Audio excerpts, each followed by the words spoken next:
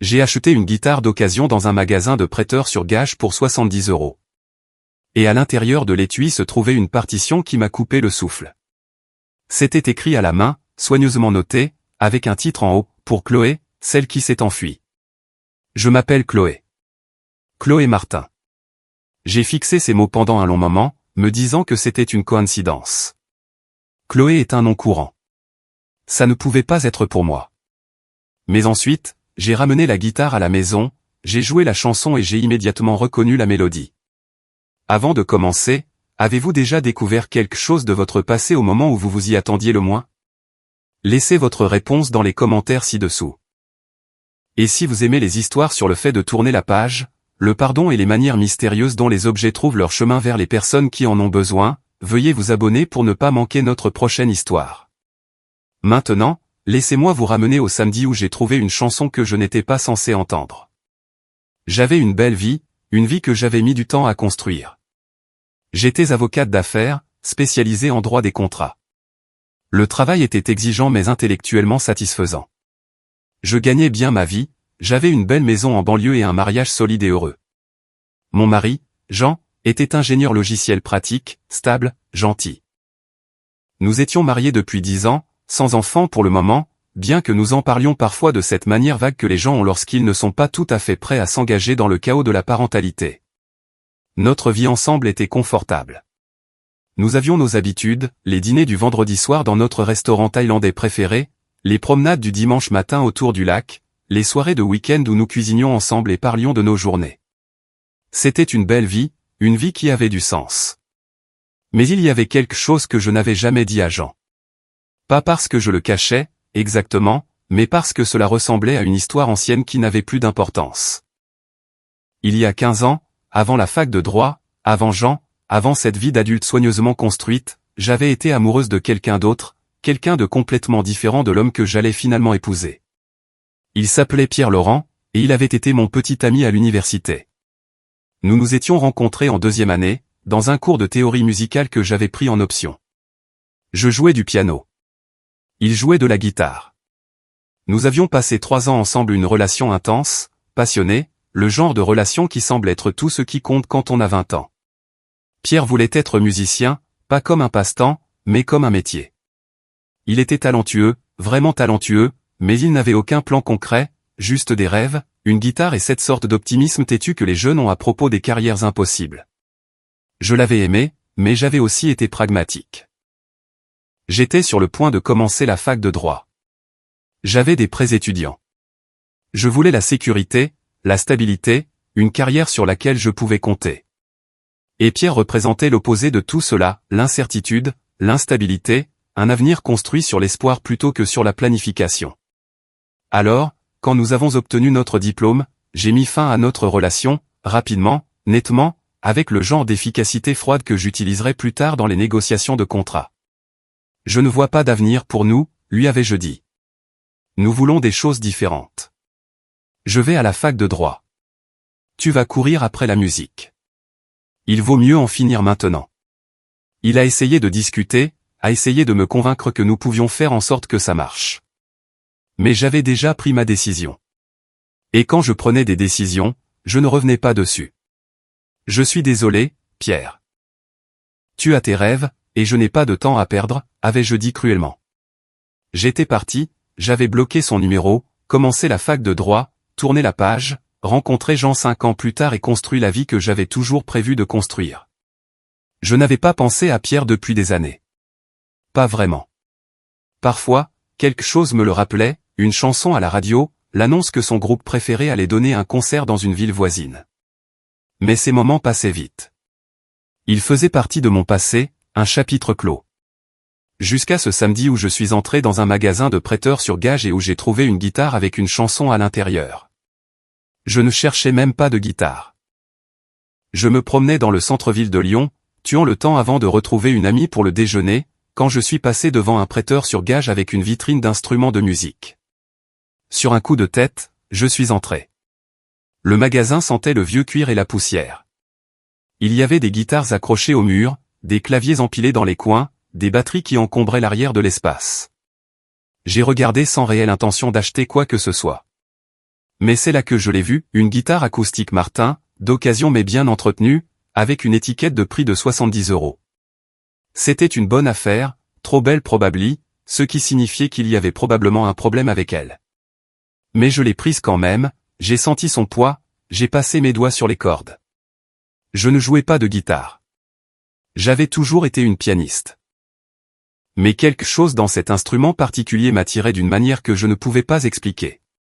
Vous pouvez ouvrir l'étui si vous voulez mieux l'inspecter, a dit le vendeur. J'ai posé la guitare sur le comptoir et j'ai ouvert l'étui rigide. L'intérieur était doublé de velours violet délavé, et niché dans la pochette où l'on mettrait des partitions se trouvait une seule feuille de papier pliée avec soin. Je l'ai sortie. C'était une partition, écrite à la main avec une notation soignée. En haut, dans la même écriture précise, il y avait un titre, pour Chloé, celle qui s'est enfuie. Mon souffle s'est coupé. J'ai fixé les mots, mon cœur battant à tout rompre. Chloé, mon nom. Mais Chloé était un nom courant. Ce ne pouvait pas être ça. J'ai regardé la musique elle-même. Elle était écrite pour la guitare avec des progressions d'accords et une ligne mélodique notée au-dessus. Pas de paroles, juste de la musique. Quelqu'un a laissé ça ici, ai-je demandé au vendeur. Il a regardé le papier. Sûrement. On ne vérifie pas toujours les étuis de manière très approfondie. Vous voulez la guitare?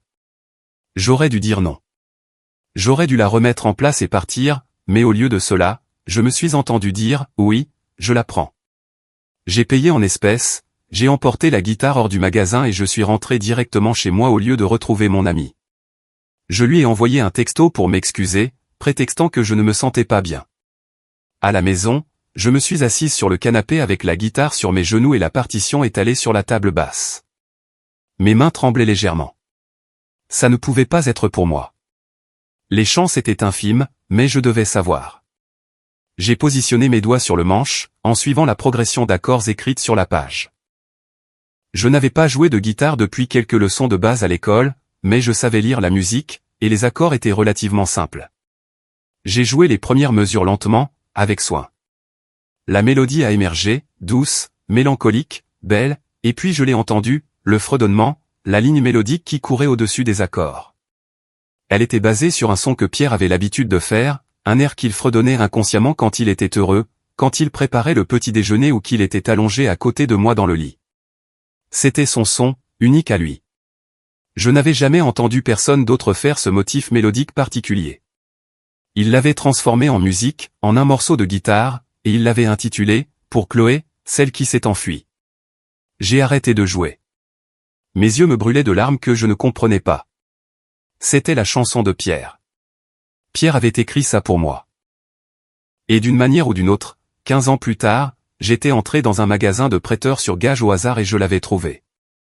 J'ai joué tout le morceau, lentement d'abord, puis de nouveau avec plus de confiance. C'était beau, triste mais plein d'espoir, nostalgique mais résigné.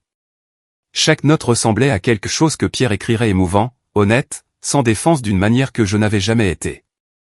Quand j'ai eu fini, je pleurais. Pas parce que je l'aimais encore. Ce n'était pas le cas. Pas de cette façon. J'aimais Jean. Ma vie avec Jean était réelle, belle et exactement ce que je voulais. Mais cette chanson m'a fait réaliser quelque chose que j'avais évité pendant 15 ans. J'avais fait beaucoup de mal à Pierre. J'avais mis fin à notre relation avec une efficacité froide. Et il avait porté cette blessure assez longtemps pour écrire cette chanson. Cette belle et déchirante chanson sur la perte de quelqu'un. Jean est rentré vers 18 h. Il m'a trouvé assise sur le canapé, la guitare toujours sur mes genoux, des larmes sur mon visage, la partition éparpillée autour de moi. Chloé, qu'est-ce qui ne va pas? Il s'est assis à côté de moi, immédiatement inquiet. J'ai acheté une guitare aujourd'hui, ai-je dit, ce qui était une étrange façon de commencer. D'accord, tu ne joues pas de guitare. Je sais, mais j'ai trouvé ça dans l'étui. Je lui ai tendu la partition. Il a lu le titre. Pour Chloé, celle qui s'est enfuie. Est-ce que c'est? Je pense que c'est de Pierre, mon ex-petit ami de l'université. Je ne lui ai pas parlé depuis 15 ans, mais la mélodie, c'est quelque chose qu'il avait l'habitude de fredonner, quelque chose qui n'appartenait qu'à nous. C'est sa chanson. J'en suis sûr. Jean a regardé la musique, puis moi. Et tu as acheté cette guitare par pur hasard? Je n'en cherchais même pas. Je suis juste entré dans un magasin de prêteurs sur gage et elle était là. Nous sommes restés silencieux un instant. Puis Jean a posé la question que je me posais. Qu'est-ce que tu vas faire? Rien. Que puis-je faire? Ça fait 15 ans. Il ne se souvient probablement même plus de moi. C'est juste. C'est juste une étrange coïncidence. Chloé, Jean a pris ma main. Tu pleures. Tu es assise ici depuis des heures à jouer une chanson qui signifie clairement quelque chose pour toi. Ce n'est pas rien. Je ne veux pas le récupérer. Je veux que tu le saches. Je t'aime. Notre vie. Je sais. Je ne m'inquiète pas pour ça. Mais tu portes quelque chose. De la culpabilité, peut-être, sur la façon dont les choses se sont terminées. J'ai réfléchi à ça. J'ai été cruel avec lui quand j'ai rompu. J'avais 22 ans, j'avais peur et j'ai mal géré la situation. Je me suis senti coupable pendant des années, mais j'ai juste refoulé ce sentiment parce que qu'est-ce que j'étais censé faire? Le retrouver et m'excuser 15 ans plus tard. Peut-être, a dit Jean doucement. Peut-être que c'est exactement ce que tu es censé faire. Peut-être que c'est pour ça que tu as trouvé cette chanson. C'est ridicule. C'est de la pensée magique. Vraiment? Tu es entré dans un magasin de prêteurs sur gage au hasard, tu as acheté une guitare au hasard et tu as trouvé une chanson écrite spécialement pour toi par quelqu'un à qui tu n'as pas parlé depuis 15 ans. Si ce n'est pas l'univers qui te fait un signe, je ne sais pas ce que c'est. J'ai regardé mon mari, cet homme bon et stable que j'avais choisi précisément parce qu'il était l'opposé de la passion chaotique que j'avais eue avec Pierre, et il me disait de contacter mon ex-petite amie. Tu penses vraiment que je devrais le contacter? Je pense que tu devrais arrêter de porter une culpabilité qui te pèse depuis 15 ans. Je pense que tu devrais tourner la page. Et je pense que cette chanson qui a trouvé son chemin jusqu'à toi est une aussi bonne excuse qu'une autre pour le faire. Et si ça rendait les choses bizarres entre nous? Pourquoi cela rendrait-il les choses bizarres? Je suis suffisamment sûr de notre mariage pour ne pas me sentir menacé par le fait que tu présentes tes excuses à un ex-petit ami d'il y a plus de 10 ans. Tu es une bonne personne, Chloé. Les bonnes personnes font amende honorable quand elles ont blessé quelqu'un. Alors, fais amende honorable. Je l'ai serré dans mes bras, submergé par la chance que j'avais d'avoir épousé quelqu'un qui me comprenait si bien. D'accord, ai-je dit. Je vais essayer de le trouver. Il m'a fallu moins de 20 minutes. Pierre Laurent n'a pas été difficile à trouver en ligne. Il avait un site web professionnel listant son travail en tant que musicien de session et collaborateur. Il avait joué de la guitare sur des albums d'artistes dont j'avais réellement entendu parler, écrit des chansons qui étaient passées à la radio, construit une vraie carrière en faisant exactement ce qu'il avait dit qu'il ferait quand nous avions 22 ans. Il vivait à Marseille. Il était marié. Sa femme était productrice de musique, et ils avaient l'air heureux sur les photos que j'ai trouvées. Il l'avait fait. Il avait réussi l'impossible. J'ai trouvé son email via sa page de contact professionnel. J'ai écrit et supprimé 5 messages différents avant de me décider pour quelque chose de simple. Salut Pierre. C'est Chloé Martin. Je ne sais pas si tu te souviens de moi. Nous sommes sortis ensemble à l'université de Lyon. Diplômé en 2009. Je sais que c'est complètement inattendu et que ça fait 15 ans, mais quelque chose s'est passé aujourd'hui dont je dois te parler. J'ai acheté une guitare d'occasion dans un magasin de prêteurs sur gage à Lyon. À l'intérieur de l'étui se trouvait une partition intitulée « Ou pour Chloé, celle qui s'est enfuie ». Je l'ai jouée. J'ai reconnu la mélodie. Elle est basée sur ce fredonnement que tu avais l'habitude de faire, ton son. Je pense que tu as écrit ça pour moi et que, d'une manière ou d'une autre, elle est revenue.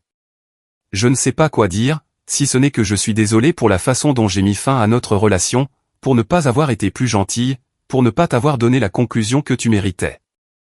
Si tu es d'accord, j'aimerais qu'on se parle, pour enfin dire les choses que j'aurais dû dire il y a 15 ans. Sans pression. Je comprends si tu ne veux pas rouvrir cette porte, mais je voulais que tu saches que j'ai trouvé ta chanson et qu'elle est magnifique. Chloé, je l'ai envoyée avant de pouvoir trop y réfléchir. Puis j'ai fermé mon ordinateur portable et j'ai essayé de ne pas me tourmenter pour savoir s'il répondrait. Il a répondu 3 heures plus tard. Chloé, je n'arrive pas à croire que tu aies trouvé cette guitare. J'ai écrit cette chanson il y a 10 ans, le jour où j'ai appris que tu t'étais marié. Un ami de l'université l'a mentionné, et le fait de savoir que tu avais complètement tourné la page a juste libéré quelque chose en moi. J'ai écrit la chanson d'une seule traite.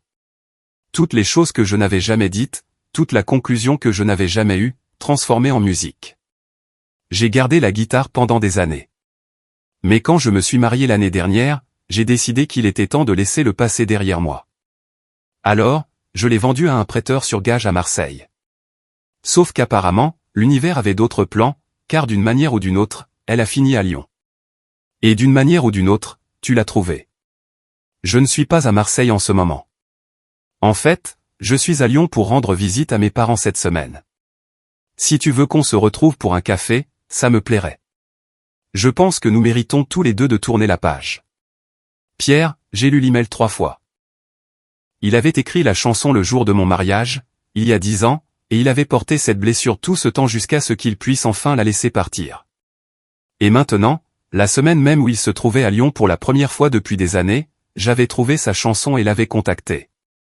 Si ce n'était pas de la synchronicité, je ne savais pas ce que c'était. Nous avons convenu de nous rencontrer le lendemain après-midi dans un café près du centre-ville. J'ai dit à Jean où j'allais. Il m'a embrassé et a dit, va tourner la page.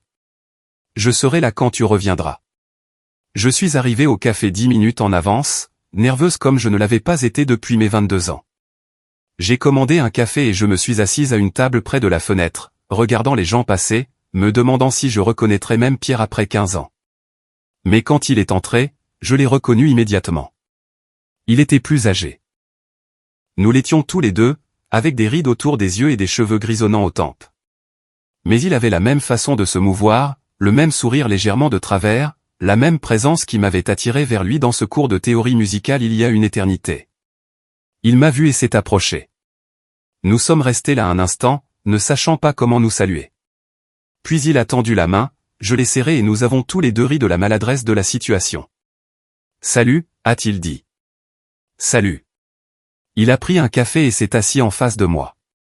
Nous nous sommes regardés et j'ai vu dans ses yeux le même étrange mélange de familiarité et de distance que je ressentais. Nous nous étions connus parfaitement une fois. Maintenant, nous étions des étrangers. Alors, a dit Pierre, tu as trouvé ma chanson. J'ai trouvé ta chanson dans un magasin de prêteurs sur gage à Lyon. Même si tu l'as vendue à Marseille. Comment est-ce possible? Je n'en ai aucune idée. Mais j'ai arrêté d'essayer de comprendre comment la vie fonctionne il y a longtemps. Je l'accepte, c'est tout. La mélodie, c'est le fredonnement que tu avais l'habitude de faire. Je l'ai reconnu immédiatement. Ce son a toujours été le tien. Même après ton départ, je ne pouvais pas l'entendre dans ma tête sans penser à toi. Alors quand j'ai finalement écrit la chanson, je l'ai construite autour de ça. Ça semblait juste.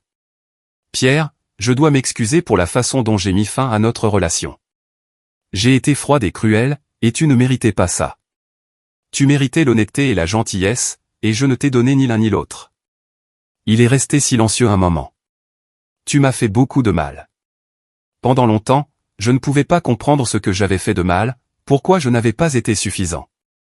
Tu n'as rien fait de mal. J'avais peur. Tu voulais poursuivre ce rêve qui semblait impossible et je voulais la sécurité. Et au lieu d'être honnête à propos de ma peur, je t'ai juste coupé les ponts. Je me suis convaincu que j'étais pragmatique, mais en réalité, j'étais juste une lâche. Je comprends maintenant. Je ne comprenais pas à l'époque, mais maintenant si. Nous avions 22 ans. Nous voulions des choses différentes. Et tu n'avais pas tort. Mon chemin était risqué. Il aurait pu ne mener nulle part. J'aurais pu finir fauché et amer. Mais ce n'est pas le cas. Tu l'as fait. Tu as réussi. Pierre a souri. J'ai eu de la chance. Et j'ai travaillé très dur. Et ouais, j'ai réussi. Mais ça a pris des années. Et il y a eu des moments où j'ai failli abandonner. Si tu étais resté avec moi, tu aurais dû vivre toute cette incertitude. Peut-être que tu as pris la bonne décision. Peut-être que nous l'avons tous les deux fait. Mais je regrette quand même de ne pas avoir été plus gentille. Moi aussi. Pas que tu aurais dû être plus gentille. Que j'aurais pu lâcher prise plus tôt. Je me suis accroché à toi beaucoup trop longtemps. Cette chanson que j'ai écrite, c'était 5 ans après ton départ. 5 ans à porter quelque chose qui était déjà terminé. C'est de ma faute, pas de la tienne. Tu l'as écrite le jour de mon mariage. Ouais. C'était le jour où j'ai enfin dû accepter que tu avais complètement tourné la page, qu'il n'y avait aucune chance, aucun espoir persistant. Et que j'ai accepté cela, j'ai enfin pu lâcher prise. La chanson était mon adieu. Et maintenant, je l'ai trouvée. Et maintenant, tu l'as trouvée. 10 ans plus tard, la semaine où je suis de passage chez mes parents pour la première fois en 2 ans. Tu entres dans un magasin de prêteurs sur gage et tu trouves une guitare avec ma chanson à l'intérieur. C'est la coïncidence la plus étrange. Nous avons parlé pendant 2 heures. Il m'a parlé de sa vie, de sa femme, qu'il adorait visiblement, de son travail, de sa maison à Marseille. Je lui ai parlé de Jean, de ma carrière, de la vie que j'avais construite. Et lentement, autour d'un café qui a refroidi pendant que nous parlions, nous avons fait ce que nous n'avions jamais fait 15 ans auparavant. Nous nous sommes dit au revoir correctement. Avec honnêteté, gentillesse et pardon. Je suis content que tu aies trouvé la chanson, a dit Pierre alors que nous sortions du café ensemble. Je suis content que tu l'aies entendue. Je l'ai écrite pour toi, mais je n'ai jamais pensé que tu l'entendrais vraiment. Et maintenant que c'est le cas, ça semble complet en quelque sorte. Comme si elle avait rempli son objectif. Je peux garder la guitare, ai-je demandé. Et la chanson ? Bien sûr, c'est à toi. Ça a toujours été à toi. Nous nous sommes serrés dans les bras, pas comme nous le faisions quand nous étions amoureux, mais comme de vieux amis se disent au revoir. Avec chaleur, mais sans nostalgie. Avec affection, mais sans regret. Prends soin de toi, Chloé. Toi aussi, Pierre. Je l'ai regardé s'éloigner dans la rue, les mains dans les poches, son rythme tranquille, et je me suis senti plus légère que je ne l'avais été depuis des années, comme si j'avais porté quelque chose de lourd sans m'en rendre compte. Et enfin, je l'avais déposé. Quand je suis rentré à la maison, Jean était dans la cuisine en train de préparer le dîner. Je l'ai serré par derrière, posant ma joue contre son dos. « Comment ça s'est passé ?» a-t-il demandé. « Bien. Très bien. On a parlé. On s'est excusé. On s'est pardonné. C'est fini. Enfin fini. J'en suis content. J'ai pris la guitare là où je l'avais laissée sur le canapé. J'ai joué la chanson de Pierre, notre chanson, jusqu'au bout. Quand j'ai eu fini, Jean regardait depuis l'embrasure de la porte de la cuisine. C'est magnifique, a-t-il dit. Ça l'est. C'était de l'amour un jour, mais pas un amour éternel. Et ce n'est pas grave. Tous les amours ne sont pas censés durer éternellement. Certains amours sont juste censés nous apprendre des choses. Qu'est-ce que cet amour t'a appris? Que je ne peux pas tout contrôler. Que la sécurité n'est pas la même chose que le bonheur. Que je suis capable de blesser les gens même quand je pense faire ce qu'il faut. Et que parfois, 15 ans plus tard, l'univers vous donne une chance de faire amende honorable et que vous devriez la saisir. Jean est venu s'asseoir à côté de moi sur le canapé. Tu vas continuer à la jouer? Je ne pense pas. C'est un beau morceau de musique, mais je pense qu'il appartient au passé et qu'il est vraiment en paix maintenant. Buddy LL keep the guitar. He liked the feeling of playing it and want to learn some new song. He put the guitar back in its case, carefully tucking the sheet music into the pocket where he found it. For Chloe, the one who got away, except he hadn't gotten away. Neither of us had. We they both just moved forward separately towards the lives we were supposed to live. And finding that some 15 years later wasn't about going back. It was about finally, truly letting go with love, with gratitude, with peace. Je n'ai jamais joué la chanson pour personne d'autre que Jean.